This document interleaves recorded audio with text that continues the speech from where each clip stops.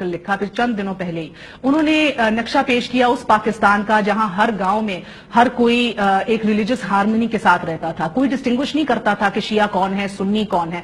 उन्होंने जिक्र किया कि मेरा बचपन तो ऐसा गुजरा, थोड़ा सा कोट कर दूं आपको। उन्होंने कहा कि हर यकम मुहर्रम से पहले पढ़ने वाली जुमे को महल्ले पड़ोस की सारी तमाम शिया सुन्नी औरतों को मेरी वालदा जमा करती और बीबी फातिमा की कहानी सुनाने के बाद मीठे लड्डू पर न्याज भी देती। उसके बाद उन्होंने कहा मेरे वालिद जो हैं वो हाफिज कुरान दियोबंदी होने के बावजूद यौम आशूर पर हलीम पकवाते थे ताकि उनके यारे जानी हमीद हुसैन नकवी जब ताजिया ठंडा करके बाद अहले खाना के हमरा बाद अज़ां असर की नमाज के बाद वो फाका शिकनी करने आए तो उनके साथ बैठ के फाका शिकनी करें।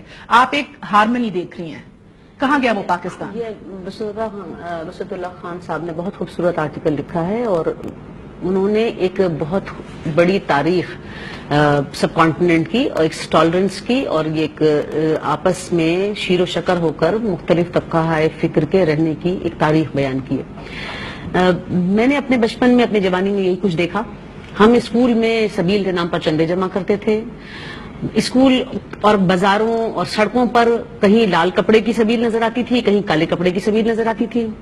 7वीं मुहर्रम से हर घर में न्याज, पानी पिलाना, शरबत पिलाने का दस्तूर शुरू हो जाता था। एक तहजीब और एक रवादारी और एक एक्सेप्टेंस थी।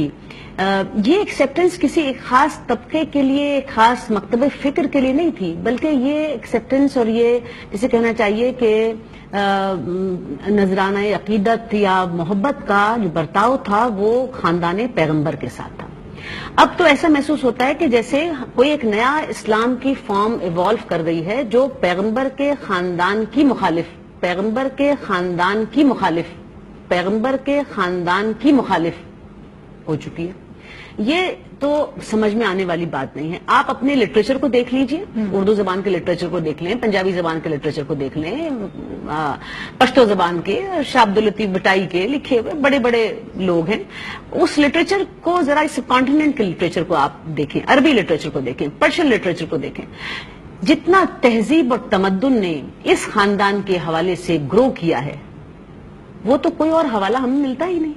और सबसे बड़ा वो पाकिस्तान, हाँ, ये पाकिस्तान हमने खो दिया 1980 में, जब हम बेसोचे समझे या चंद डॉलरों की ख्वाहिश और तमन्ना और आरजू में अफगानिस्तान की उस जंग में जो रशिया और अफगान लोगों के दरमियान थी और न मालूम उसका क्या बेसिस था, हम उसमें कूद पड़े। वहां हमें ये लगा कि हमें बहुत कुछ हाथ लगेगा।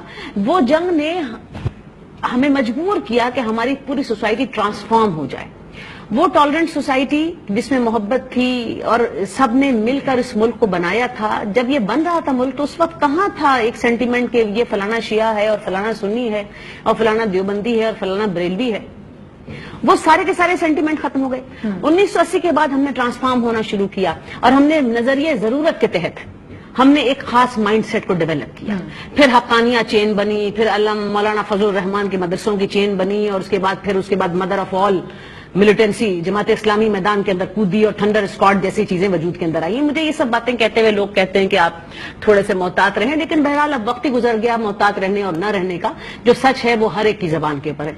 तो आपने वो कैनन फॉडर्स वहां पर तैयार करने शुरू किए, एक माइंडसेट अपने डेवलप किया। जब आप 30-40 साल तक एक माइंडसेट को डेवलप करेंगे तो आप क्या समझते हैं कि ऑल ऑफ ए सडन के वो बबूला है हवा का कि जो उड़ जाएगा, खत्म हो जाएगा?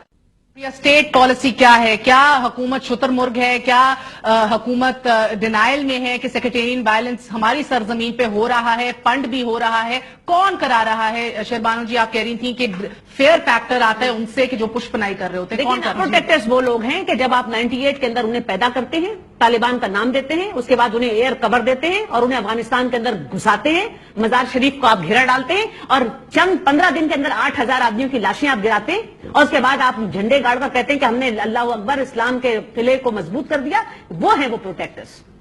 और उसके बाद फिर आप वही फिनोमेना लेकर पाकिस्तान के अंदर आते हैं और फिर कहते हैं कि जहाद कश्मीर में कभी आप घुसा देते हैं, कभी आप सवात से चलाते हैं, ट्रक भर भर के कराची के अंदर पहुंचा देते हैं और डेमोग्राफी को तब्दील करते हैं और उसके बाद फिर आप वहां पर छोटी छोटी नित नई स्प्लिंटर ग्रुप्स بناتے ہیں. تو آپ نے جو اشارہ کیا، اگر آپ بقول آپ کے کہ یہ ایجنسیوں کا کھیل تھا، تو شرمانو بی بی ایک تو یہ بتائیے گا آج بھی کیا یہ پش پنائی ادھر سے ہی آ رہی ہے؟ بھائی بلوچستان کے اندر آپ بلوچ لبریشن آرمی کے نام پر جو یہ اینٹی کھڑی ہوئی، اس کے بعد پھر اس نے بروہی اور بلوچیوں کو جو ڈیفرینشیٹ کر بروہیوں کو اس کام کے لیے لگا دیا. لا اینڈ آرڈر تو ان کا کام ہے نا.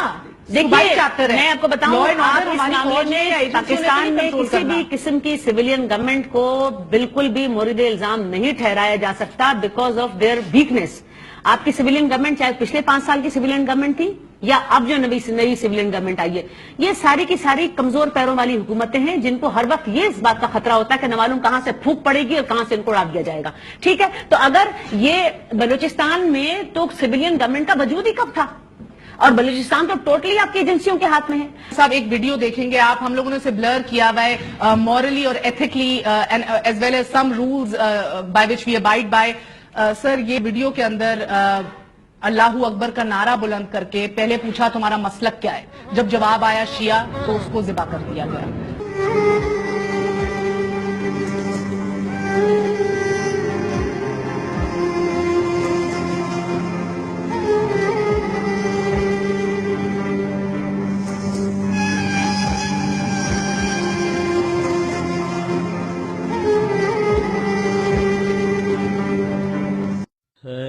شہیدوں کا لہو ہے وہ قسمت کا دھنی، ہے شہیدوں کا لہو جان پھر ڈال دے اس قوم کے مردہ تن میں، زندگی دیتا ہے یہ قوم کو افراد کو بھی یہ شہید